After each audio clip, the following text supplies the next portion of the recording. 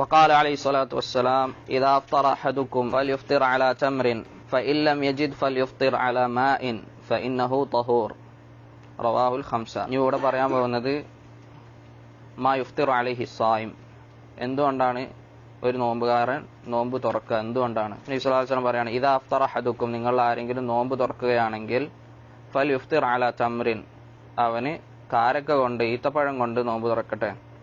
ഫഇൻ ലം യജിദ്, ഇനി അത് അവൻ ഈത്തപ്പഴം കിട്ടിയിട്ടില്ലെങ്കിൽ ഫൽ യുഫ്തിർ അലാ മാഇൻ, അവന് വെള്ളം കൊണ്ട് നോമ്പ് തുറക്കട്ടെ. ഫഇന്നഹു തഹൂറുൻ, അതായത് അത് ശുദ്ധിയാക്കുന്നതാകുന്നു. ചില പണ്ഡിതന്മാർ പറഞ്ഞു അത് അവന്റെ ദാഹം അകറ്റുന്നതാകുന്നു. റവാഹുൽ ഖംസ, ഹാഷിയയിൽ നിങ്ങൾക്കുണ്ടാവും ഇമാം അഹ്മദ്, അബൂദാവൂദ്, തിർമിദി, നസായി, ഇബ്നു മാജ ഇവരൊക്കെ ഉദ്ദേശിച്ചുള്ള ഹദീസാണ്. ഈ ഹദീസ് ദഈഫാണ്. ഇത് സൽമാൻ ബിൻ ആമിർ അദ്ദബ്ബി റളിയല്ലാഹു അൻഹുവിന്റെ ഹദീസാണ്. ഇതിന്റെ സനദിൽ ഉമ്മുർ റായിഹ് അർറബാബ് ബിൻത് സുലൈ അദ്ദബ്ബിയ എന്ന് പറഞ്ഞിട്ടുള്ള ഒരു സ്ത്രീയുണ്ട്, മജ്ഹൂല, അറിയപ്പെടാത്ത സ്ത്രീയാണ്. ഇത് ഇമാം അൽബാനി റഹിമഹുല്ലാഹ് ദഈഫാക്കിയിട്ടുണ്ട് ഇർവാഉൽ ഖലീലിൽ 4ാമത്തെ വോളിയം 51ാമത്തെ പേജിൽ. എന്നാൽ ചില പണ്ഡിതന്മാർ ഈ ഹദീസ് ദഈഫാണെങ്കിലും വേറൊരു ഹദീസ് ഇതേപോലത്തെ ഒരു ഹദീസ് വന്നിട്ടുണ്ട്. അനസ് ബിൻ മാലിക് റളിയല്ലാഹു അൻഹുവിന്റെ ഹദീസ് ഇമാം തിർമിദി, അബൂദാവൂദ് ഒക്കെ ഉദ്ധരിച്ചിട്ടുള്ള ഹദീസ് ഉണ്ട്. അത് എങ്ങനെയാണെന്ന് വെച്ച് കഴിഞ്ഞാൽ നബി സല്ലല്ലാഹു അലൈഹി വസല്ലം അദ്ദേഹം പറയാണ് കാന നബി സല്ലല്ലാഹു അലൈഹി വസല്ലം യുഫ്തിറു ഖബ്ല അൻ യുസല്ലി അലാ റുതബാത്തിൻ, നബി സല്ലല്ലാഹു അലൈഹി വസല്ലം മഗ്രിബ് നിസ്കരിക്കുന്നതിന് മുന്നേ റുത്തബാത്ത്, അത് റുത്തബ് എന്ന് പറഞ്ഞാൽ നമുക്കറിയാം ഈത്തപ്പഴം കുറച്ച് പഴുത്ത കുറച്ച് അലിഞ്ഞ ടൈപ്പ് ആയിട്ടുള്ള റുത്തബ് കൊണ്ട് നബി സല്ലല്ലാഹു അലൈഹി വസല്ലം നോമ്പ് തുറക്കാറുണ്ടായിരുന്നു. ഫൈലം തക്കുൻ റുത്തബാത്തുൻ ഫതുമൈറാത്തുൻ, നീ റുത്തബ് കിട്ടിയിട്ടില്ല എന്നുണ്ടെങ്കിൽ ചെറിയ ഈത്തപ്പഴം കൊണ്ട് നബി സല്ലല്ലാഹു അലൈഹി വസല്ലം നോമ്പ് തുറക്കാറുണ്ടായിരുന്നു. ഫൈലം തക്കുൻ തുമൈറാത്തുൻ ഹസാ ഹസവാത്തി മിൻമ, ഇനി അതും കിട്ടിയിട്ടില്ലെങ്കിലോ നബി സല്ലല്ലാഹു അലൈഹി വസല്ലം വെള്ളം മുറുക്കായിട്ട് കുടിക്കായിരുന്നു. ഇങ്ങനെ ഒരു ഹദീസ് വന്നിട്ടുണ്ട്. ഈ ഹദീസ് സഹീഹാണോ ദഈഫാണോ എന്നുള്ളതിൽ അഭിപ്രായ വ്യത്യാസമുണ്ട്. മറ്റേ നമ്മൾ പറഞ്ഞു ഷെയ്ഖ് അൽബാനി ദഈഫായിട്ടുള്ള ഹദീസാണ്, ഇതിൽ കിതാബിൽ കൊടുത്തിട്ടുള്ളത്.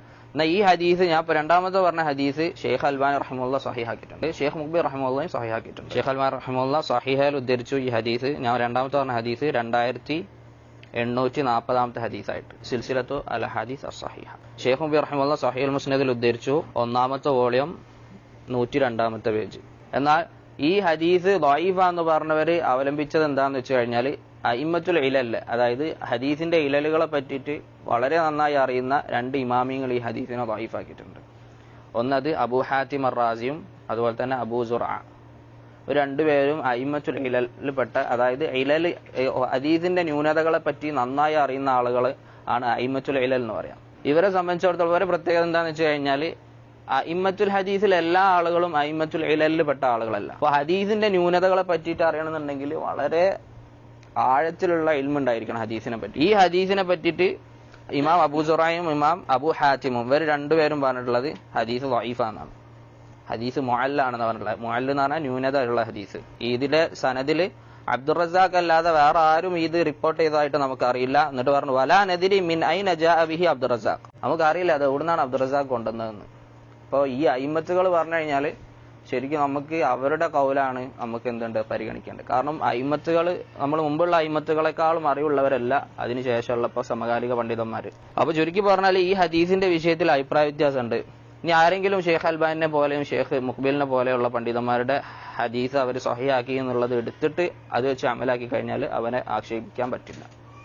ഇനി ആരെങ്കിലും ദഈഫാക്കിയെന്ന് പറഞ്ഞു കഴിഞ്ഞാലോ അവരുടെ കൗലാണ് കുറച്ചും കൂടി കവിയായിട്ടുള്ളത്. കാരണം അത് അയിമത്തുകളുടെ കൗലാണ്. അപ്പൊ ഇത് സ്ഥിരപ്പെടുത്തിയ ആളുകൾ എന്ത് പറയും? ഈ തർത്തീബ് സുന്നത്താന്ന് പറയും. ആദ്യം റുത്തബ്, പിന്നെ ഈത്തപ്പഴം, പിന്നെ വെള്ളം. ഇത് കിട്ടിയില്ലെങ്കിൽ ഇത് കിട്ടിയില്ലെങ്കിൽ ഇത്, അങ്ങനെ ആ ഒരു തർത്തീബില്. ദഈഫാക്കിയവരെന്ത് പറയും? ഒന്നുമില്ല, എന്താണോ തയസ്സർ അവന് എളുപ്പമായിട്ടുള്ളത്. ഇപ്പൊ മുന്നിലുള്ളത് ഇപ്പൊ പലഹാരങ്ങളാണെങ്കിൽ പലഹാരങ്ങൾ കൊണ്ട് തുറക്കാം, ഇപ്പൊ നാരങ്ങളാണെങ്കിൽ നാരങ്ങൾ, എന്തുകൊണ്ടാണോ കിട്ടുന്നത് അതുകൊണ്ട് എന്ത് ചെയ്താൽ മതി, നോമ്പ് തുറന്നാൽ മതി. അപ്പം അത് ഹദീസിന്റെ അടിസ്ഥാനത്തിലാണ് എന്ത് ചെയ്തിട്ടുള്ളത്, അഭിപ്രായ വ്യത്യാസം ഉണ്ടായിട്ടുള്ളത്. അതുകൊണ്ടാണ് പണ്ഡിതന്മാർ പറയുന്നത് ഫിഖ്ഹിനും മുസ്തലഹ് ഹദീസിനും ഭയങ്കരമായിട്ടുള്ള കണക്ഷനാണ്. അപ്പൊ ഹദീസിന്റെ ശാസ്ത്രം പഠിക്കുന്നതാണ് മുസ്തലഹ് ഹദീസ്. ഈ ഫിഖ്ഹിൽ അപ്പോൾ ഒരു ഹദീസിന്റെ അടിസ്ഥാനത്തിലേക്ക് ഫിഖ്ഹിൽ ചിലപ്പോൾ ഒരു മസല എന്തായിട്ടുണ്ടാവുക, അത് ഉണ്ടോ ഇല്ല എന്നുള്ളത് തീരുമാനിക്കുന്നുണ്ടായിട്ടുണ്ടാവുക. അപ്പൊ ഈ ഹദീസ് ദഈഫാണെന്നുണ്ടെങ്കിൽ നമ്മൾ പറയും ഈ തർത്തീബ് ഇല്ല. ഹദീസ് സ്ഥിരപ്പെട്ടവർ പറയുന്നത് ഈ തർത്തീബ് ഉണ്ട് എന്ന് പറയും.